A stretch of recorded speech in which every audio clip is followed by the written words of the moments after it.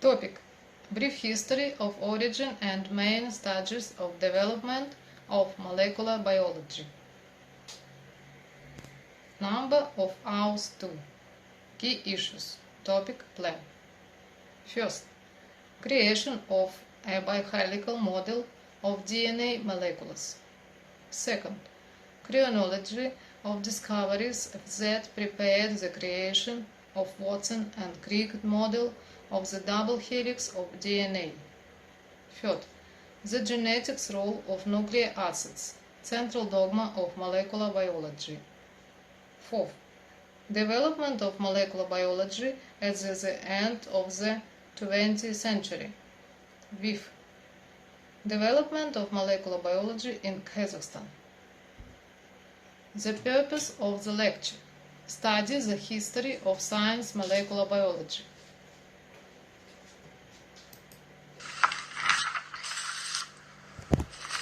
This is a history of molecular biology, and let's jump into what really happened in the history. Friedrich Meichner was a Swiss biologist and physician in the 1970s when he first isolated DNA from a white blood cell. His question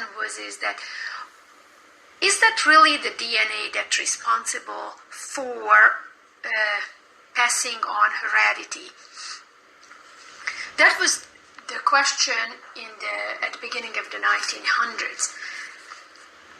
In the 1900s, scientists realized that the chromosomes contain DNA as well as protein. So their question was, what is really the chemical composition that carries heredity? So DNA or protein? The protein seemed to be a better choice. It's 20 amino acids make up different proteins, and this 20 can give a huge variety, can lead to the variety. The other one is the DNA, and the problem was with the DNA accepting as a hereditary material is that it contains only 4 nucleotides, so it seemed way too simple to carry out great differences as we see in heredity. So the studying of heredity in a molecular way would lead to molecular biology in the 1900s.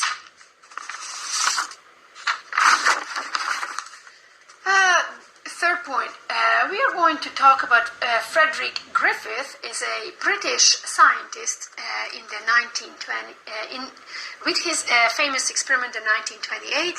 He was after World War I when he wanted to have a vaccine for pneumonia cases in Europe. The bacteria what he used, the Streptococcus pneumoniae, and I underline because it's genus species name, and there are, so World War I, he wanted to have a vaccine for pneumonia, case of bacterial pneumonia. So the experiment, what he did, he found that there are 2 types of Streptococcus pneumoniae bacteria. One of them is with a very thick wall. It contains a caspid made out of carbohydrates, and it looks like, in a culture, it looks like very smooth bacteria, and the capsid gives a protection for the bacteria, and it's a disease-causing organism. On the other hand, the other types are the rough bacteria, or without any capsid, so no protection, and they don't cause disease. That was really kind of the 2 strains what he used in his experiment.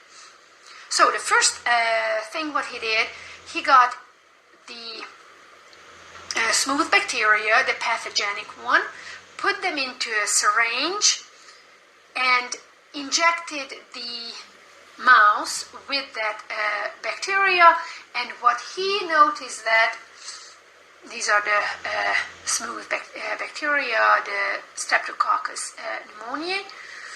And what happened? The mouse died. Well, there's no wonder. That was a pathogenic bacteria. So, I mean, it was expected to happen like that. The second experiment, what he did, he got the syringe, got rough bacteria, the bacteria that doesn't cause disease, into the syringe, injected the content into a mouse. No surprise, the mouse was alive after the injection, even after a couple of days after.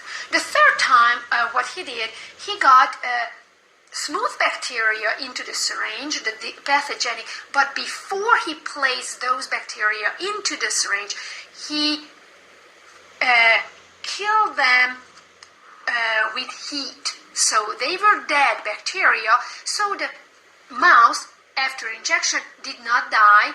No surprise. What really surprised him was the fourth part of the experiment, got those bacteria, the killed bacteria with heat, and mixed with rough bacteria that didn't cause disease or the non-pathogenic, injected into the mouth, and what happened with the mouse? The mouse died. He was really shocked, and I bet the whole science community at that time, because number 4 was kind of so hard to explain. So we know now, at this point, what was shocking, that the dead bacteria somehow made the non-pathogenic bacteria to be pathogenic bacteria. What we know now, that I should have pushed up, yeah.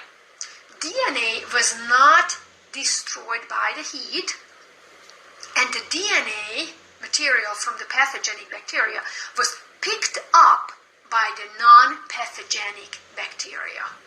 So we call it now, this transfer is kind of a transformation, genetic transformation. So living organism incorporates extracellular DNA into their own genetic material. Now, that's what we know now. At that time, in the early 1900s, the question came up, how did the non-pathogenic bacteria turn into pathogenic bacteria?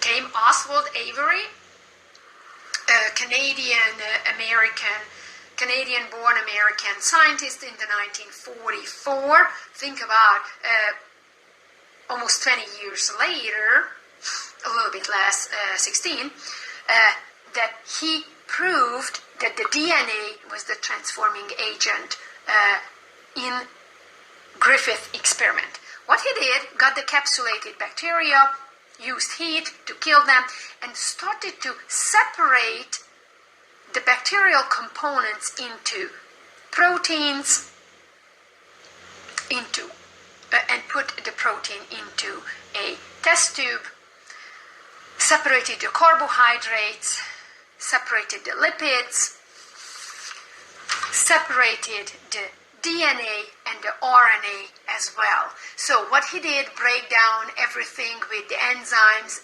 except the protein, so the protein was not broken down. For the carbohydrates, break down everything except the carbohydrates, but these are minor stuff. And what he did, he added non-pathogenic bacteria in each test tube. So he wanted to see what is the material that the non-pathogenic bacteria will pick up.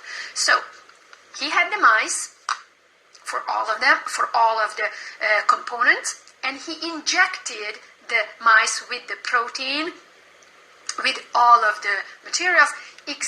All of them were really happy, except whatever got the DNA from the capsulated bacteria and the non-pathogenic bacteria died.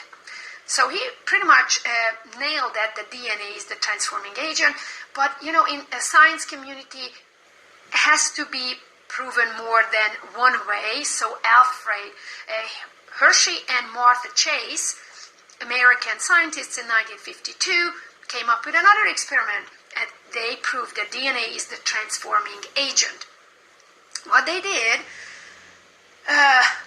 what they knew at that time, the bacteriophage is a virus, and it's shortly called the phage, the T2, infects bacteria, and the virus reprograms the bacteria and makes the bacteria produce more phages.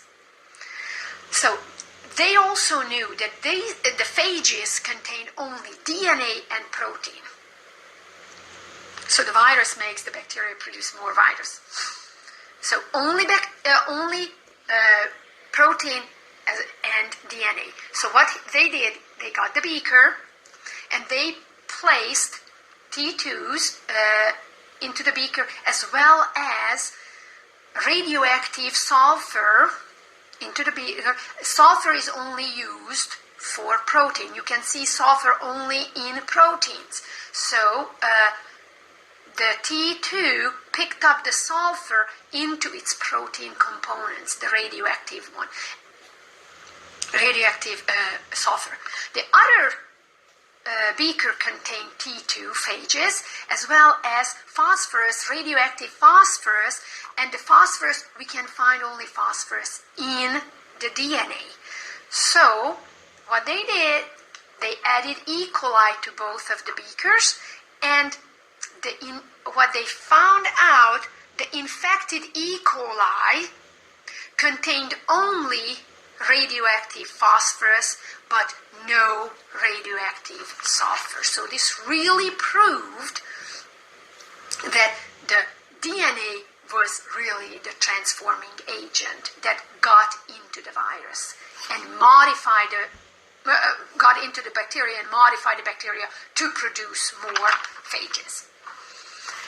Now the last one is the virus replication, the phage. Let's go with that, the phage that infects prokaryotes, because the eukaryotes will be a little bit different. So we have the phage, and it's going to infect a bacteria, a host. The DNA gets into the bacteria, but not the protein, and the bacteria is forced to make tiny phages, small bacteria, and small virus, and the virus, as it bursts out from the bacteria, will destroy the bacteria, the host cell.